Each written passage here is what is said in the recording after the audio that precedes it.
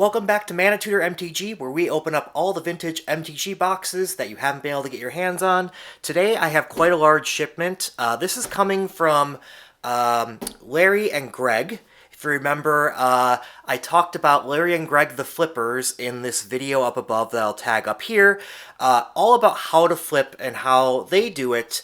And maybe as a quick reminder, so flipping is where you buy boxes at really cheap discounts, so typically something like 50% off retail value or so, and then you sell it for still under retail value, so you don't have to wait too long, so the flip can be quick. So you sell it at, say, 60, 70, 80% retail value, somewhere in that range. And it's a great way to not sink a lot of capital into this. So if you follow this channel, you'll know I'm not as much a flipper as I am a collector and investor, more for the long term. So boxes that I open will typically go more than a year before being sold. Oftentimes it'll be in the 5 to 10 year range where I expect some appreciation without the market volatility kind of cutting down on that. And that is a way to make more profit over the long run. As the investment side, again, I'm more of a collector and I sell in order to get capital to maintain my collection. But if you're doing the investment side and you only have, say, a few $1,000s that you can invest, rather than, it can be tens of thousands of dollars to hundreds of thousands of dollars that you have to sink into sealed vintage boxes in order to wait the 5 to 10 years and sell. You can do it on a much tighter budget doing flipping. So I'm not going to rehash that entire video. I'm going to dive into these boxes and talk a little bit more about it.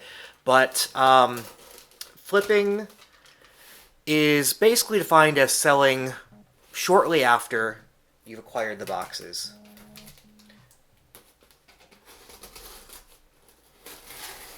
I have some addresses I had to hide on the top here, and I ran out of paper to put up on them, so I put the cardboard on.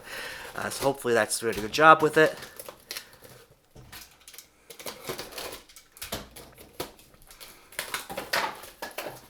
All right.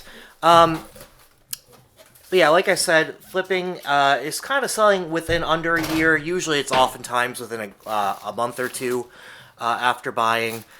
It's hard to find flips because you have to, basically when you're flipping, I will remind this, I'll repeat this in the video, flips are enabled because sometimes people will come across boxes that they inherited or were forgotten about in a attic somewhere, and they don't know how to sell them. They don't have the reputation to sell. In order to sell on TCG Play or eBay or any sites like that, you need to have a reputation of being a good seller or people will not trust you.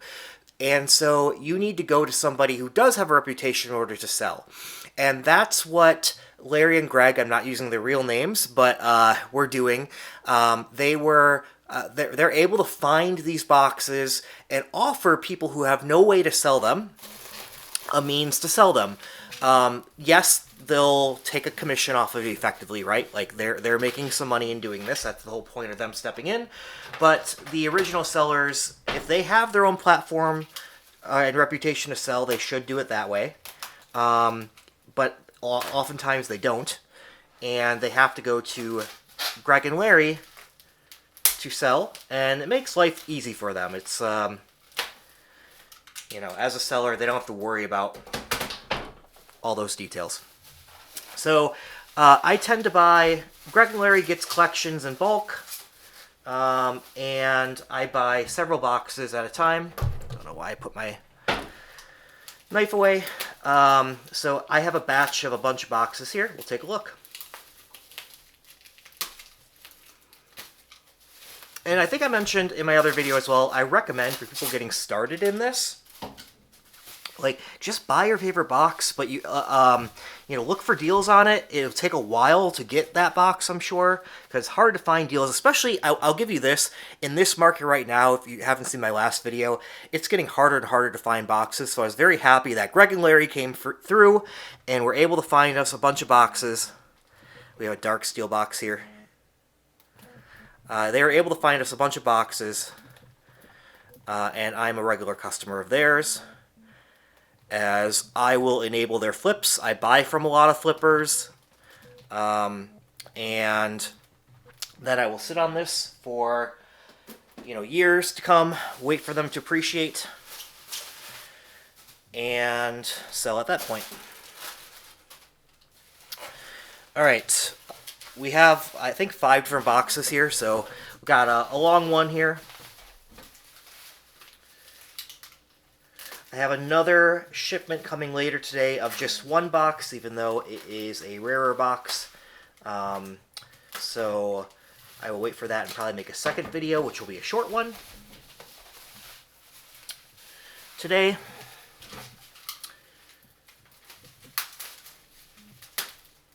So I like how they package these up. Bubble wrap goes a long way, guys, for shipping boxes. Do a couple layers of bubble wrap. I like 2 layers. I've never had a problem in shipment, even shipping tens of thousands of dollars of product that way. Thing is, I like to use masking tape like this. That's rippable, tearable, rather than any kind of Scotch tape, because that's harder to tear. Alright, we got a really good condition Ravnica box. These are getting harder and harder to find. My last big order of tens of thousands of dollars from me, they were looking for a Ravnica box, and that first shipment I had to say, no, I don't have any, and I can't find any. Starting to be able to get a few. So that's kind of... Ravnica, I think, is a good investment box right now. Original Ravnica, this is, not Guilds of Ravnica. Alright, third box. Actually, this one is a box I've never owned before. It's not the most expensive box, it's one of the cheapest boxes that I tend to buy. But I've never gotten a good deal on one. And I finally have one. Planar Chaos.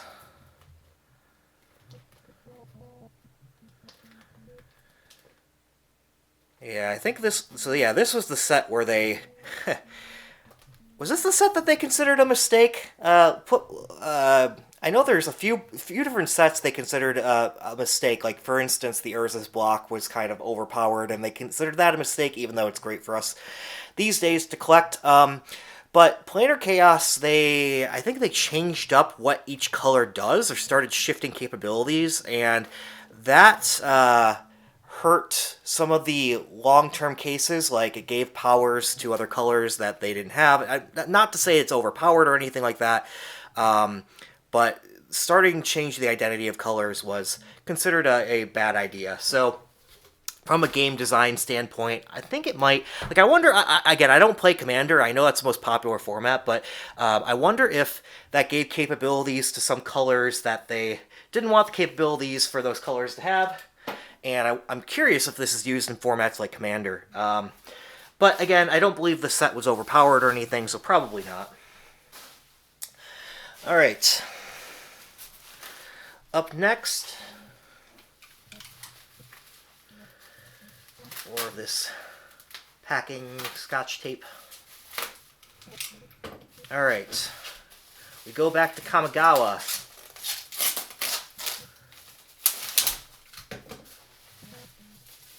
With a Betrayers of Kamigawa. This set's taken a bit of a nosedive in value. So, it probably will come back up in time. People like the Japanese throwbacks and culture on sets like this. So, I don't know, this was kind of more of like a buy the dip set. It's gone down. I expect it to come back up in time. And lastly, I did mention I thought a particular box was a good buy right now, and I have not been able to find any of it. And so when you can find one, it's better to find two. Alright, I'm going to have to do a little bit of surgery on this because I don't want to ruin the condition. Taking it out.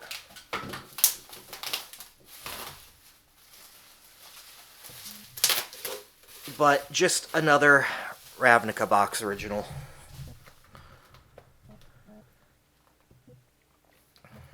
Yep, very good condition.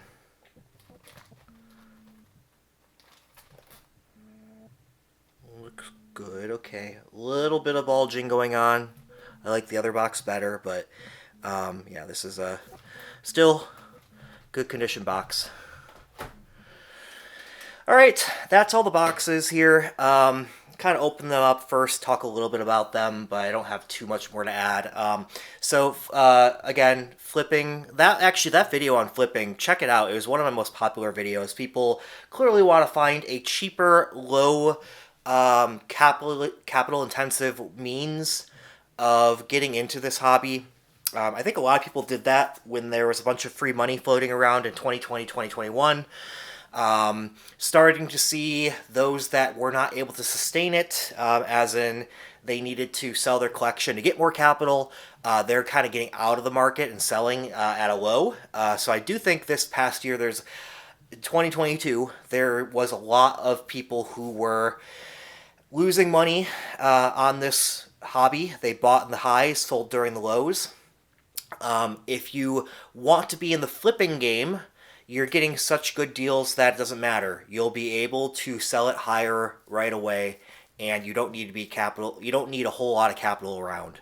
Again, you should be able to do this with a few $1,000s, rather than, you need to get into the tens of thousands of dollars to oftentimes hundreds of thousands of dollars of boxes if you want to do the non-flipping route of collecting for 5 to 10 years and selling them after they appreciate. But you will make more money over the long run doing that. It's hard to find a flip. There are very few flips around. I work a lot with Greg and Larry. So I think I mentioned the father-son duo, Greg and Larry. One of them is in college, and the father is teaching the son kind of about business, and they're able to hunt down these deals. I've worked with them. This is now, I have over half a dozen transactions with them, and they've been great. In fact, I even paid a little higher than I wanted to for these because they shipped this in one day. They shipped them, they packaged them perfectly well. All of that. I tend to buy them out of their collection each time. So these are new boxes that I didn't have before. But they're able to find a lot of these deals at a time when the market doesn't really have a whole lot of boxes available.